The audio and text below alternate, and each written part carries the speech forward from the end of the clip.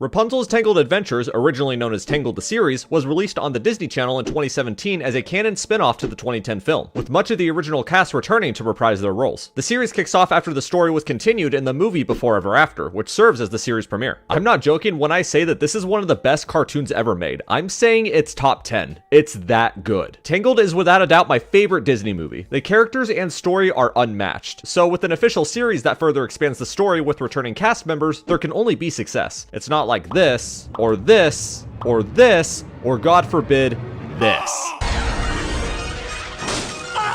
So yeah, the series is pretty damn good. The movie brought us two of the best characters a team could create, and today we're going to be focusing on Eugene. Eugene took the alias Flynn Rider and spent a huge part of his adult life participating in thievery. After meeting Rapunzel and learning what it means to do the right thing, Eugene flipped his life around, started going by his real name, and made a home in the Kingdom of Corona. This concept leaves a bit more of Eugene's character to be explored, and for that, we'll be discussing the Season 3 episode of the series, Fitzherbert P.I. Let's roll. The episode begins with Rapunzel setting herself up for her royal portrait, which is a very big deal because it's basically a giant self-advertisement for royalty. And the artist behind them, the Giovanni, is apparently pretty short-tempered, so yeah, it's a huge deal. That's the only known painting of Robin the 11th. They called him Robin the 11th because the only thing interesting about him was that he had 11 fingers. Oh, and for those who don't know, this is Cassandra. She's Rapunzel's lady-in-waiting and close friend, as well as the adopted daughter of the captain of the Royal Guards, and in Season 3 is revealed to be the biological daughter of Mother Gothel. One of the more ongoing quirks about her character is that her and Eugene don't really get along. She's not very social and he's a bit of an egotist. Yeah, not really a pleasant combo. So Cass and Eugene bicker about how while Flynn Rider was a legend, what exactly is Eugene now? I do many things. You know, important things. So important, you wouldn't understand them. She acts like the only things I've ever been good at are lying, cheating, and stealing, which in fairness, I am very good at. After consulting with the boys, Eugene decides he wants to prove that he can be more than a devilishly handsome thief with a confident broad stature and perfect hair. Yeah, I may have thrown in my own words there. Well, you said bake the pie at 300 degrees for an hour, but I figured save time and do 600 degrees for a half hour. Does this mean I'm getting the boot? No, it means you're getting fired.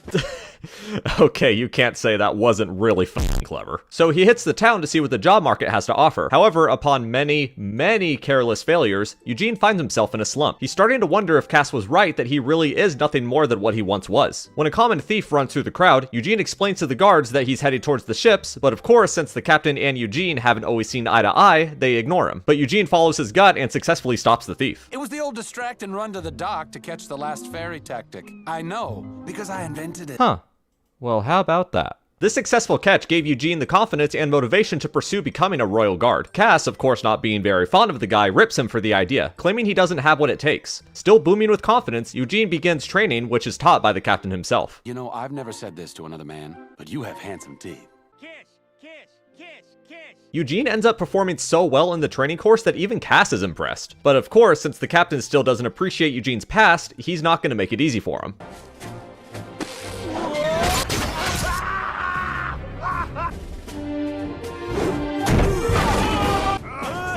Aw, what? Come on, man, you've been there before. The captain tries his best to make sure Eugene throws in the towel and gives him a completely unfair advantage. Even Cass is displeased with her father's actions. Also, the episode will cut to its B-plot of Rapunzel getting her painting from the Giovanni. While it is important to Eugene's story, it doesn't really offer much in between. Though now I will mention the other thing that makes the series great. Of course, the king and queen didn't really do much in the movie except cry, smile, and almost die. But the series gives plenty of space for screen time and we get to know them quite well. From the king being overprotective of Rapunzel when her hair grows back, to Eugene making amends with the queen after returning a ring that she stole when he was Flynn Rider. It's really incredible how much a spin-off series can offer when it's done right. So it's the end of the day and Eugene is exhausted. He's lost hope at the remote chance of joining the guard because of how much the captain is out to get him. But even though Cass isn't the most social person in the kingdom, she's not going to feel nothing when someone is being treated unfairly. For someone who spent most of his life breaking the rules to get what he wants, you're having an awful lot of trouble dealing with someone who is breaking the rules to get what he wants. Don't you dare even try to ship this. Rapunzel and Eugene are still very much together. There's just a lot more story to tell. So the final day arrives, and if they complete the course before the whistle blows, they'll join the guard. I'm touched.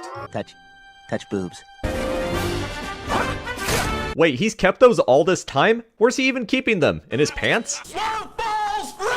So Eugene knocks it out of the park and beats the captain at his own game. He's immediately granted title of guard and given his first assignment. His job is to scan the castle holding cells every 5 minutes. Yeah, That's it. Easy peasy. Catch up on some reading there, buddy. I just thought, you know, given my skill set, it would make more sense for me to be running and jumping. I understand this, and I also don't. Fun fact, the reason I don't like to apply for supervisor positions is because I'd rather work the ins and outs of the job beforehand. Even if I'm fully capable and know what my job is, I'd rather work the environment and get to know the vibes first. Also, the Giovanni shows up. Because... yeah. The cab told me to walk the block once every 5 minutes, so I walked it twice in a row, and now I can take a 10-minute break.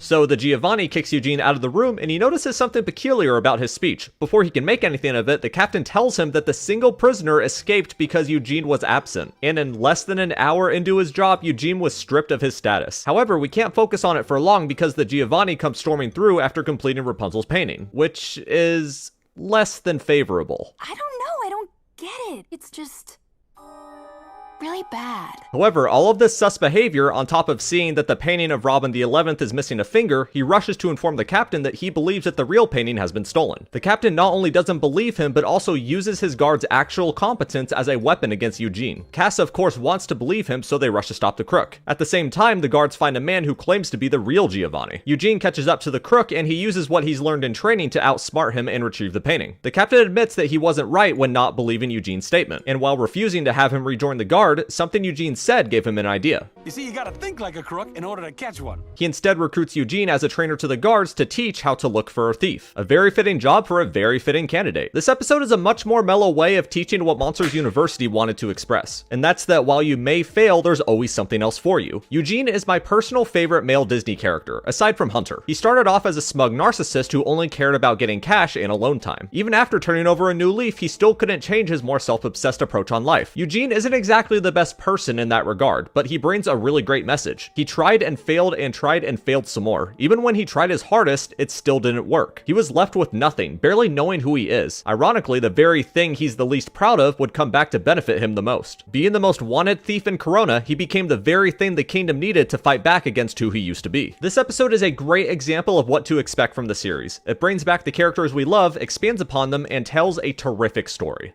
And that's going to be it for today. Thank you all for watching, and I'll catch you guys next time. Peace out.